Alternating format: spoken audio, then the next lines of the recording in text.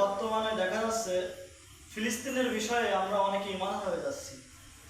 অনেকের মনে প্রশ্ন থাকে, যদি আল্লাহ পাক সত্যই থাকতো তাহলে ফিলিস্তিনের পক্ষে দাঁড়াতো, এরকম প্রশ্ন জাগে।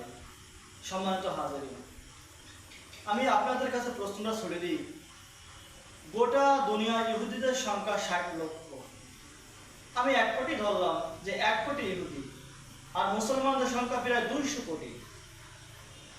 এই 200 কোটি মুসলমান 1 কোটি ইহুদির সাথে পারতেছে না। এটা কি আল্লাহর দোষ না আমাদের মুসলমানদের দোষ?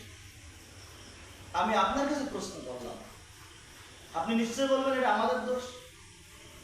সম্মানিত হাজিরিন, আমরা 200 কোটি মুসলমান।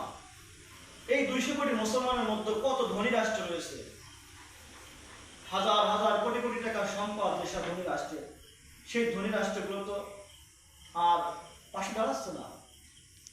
আমি সবাইকে খেয়াল করব, আমি রিকোয়েস্ট করব, আপনারা এটা নিয়ে গবেষণা করুন। নবী করিম সাল্লাল্লাহু আলাইহি ওয়াসাল্লাম বলেছেন, আল মুসলিম আখওয়াল মুসলিম, মুসলমান মুসলমানের ভাই।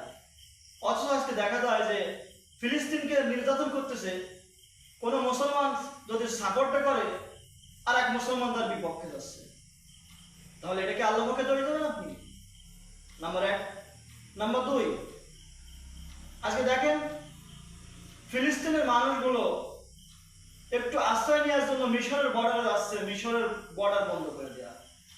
আমি যদি আপনাদের প্রশ্ন করি, মিশর কি ইহুদি দেশ না মুসলমান দেশ? নিশ্চয় আপনি বলবেন যে মিশর মুসলমান দেশ। অথচ নবীজির হাদিস, আল মুসলিম আখওয়াল মুসলিম, মুসলমান মুসলমানের ভাই। অথচ মিশর তাদের বর্ডার বন্ধ করে দিয়েছে, ফিলিস্তিনের মানুষগুলো বর্ডারের ভিতর দিয়ে তাদের দেশে ঢুকতে পারতেছে না। এটাকে আল্লাহ দোষ দেবেন? এগুলো আল্লাহর দোষ না, এগুলো মুসলমানদের দোষ।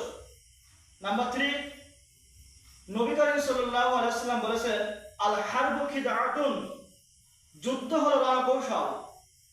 আজকে ইহুদিরা তারা স্যাটেলাইট ব্যবহার করে, মিডিয়া ব্যবহার করে, ইন্টারনেট ব্যবহার করে মুসলমানদেরকে পাইকারিভাবে, কম্পিউটার সিস্টেমের মাধ্যমে মুসলমানদেরকে পাইকারিভাবে চিহ্নিত করে করে তারা হত্যা করতেছে। অথচ আজকে আমরা মুসলমানরা, আমরা নবীজির যে হাদিস যুদ্ধ রণকৌশল, সে যুদ্ধে আমরা ছেড়ে দিয়েছি। যুদ্ধ থাকলেও আমরা আমাদের সেই সরঞ্জাম নাই। দেখেন আজকে আমাদের কি অবস্থা। মুসলমান শাসকরা আমরা আজ নারী ভোগ, সম্পদ ভোগ, খাবার ভোগে আমরা লিপ্ত হয়ে গেছি, বিলাসিতায় নিমগ্ন হয়ে গেছি। এটা কি আল্লাহর দোষ না মুসলমানদের দোষ? আমাদেরই দোষ। সুতরাং আমরা যারা ভিডিওটি দেখতেছি, আমি সবাইকে অনুরোধ করবো যে আপনারা ঈমান হারাবেন না। ঈমান খুব দামি, আল্লাহ পবিত্র, আল্লাহ আছেন, ইসলাম ধর্ম সত্য।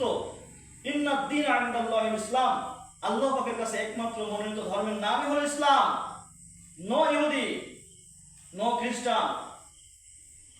আপনি যে ধর্মে বলুন, কোন ধর্মে আল্লাহর কাছে মনোনীত না, একমাত্র ইসলাম ধর্ম মনোনীত। তাই বলি, আপনারা ঈমান হবেন না। এই দোষটা মুসলিম জাতির, গোটা মুসলিম মিল্লাতের। এই জন্য আমরা আল্লাহ পাকে দোষ দেবো না, আমরা ঈমান হবো না। আর ফিলিস্তিনের জন্য আমরা যার যার পক্ষ থেকে আর্থিক সহায়তা দেওয়ার চেষ্টা করবো, আর তাদের জন্য দোয়া করবো।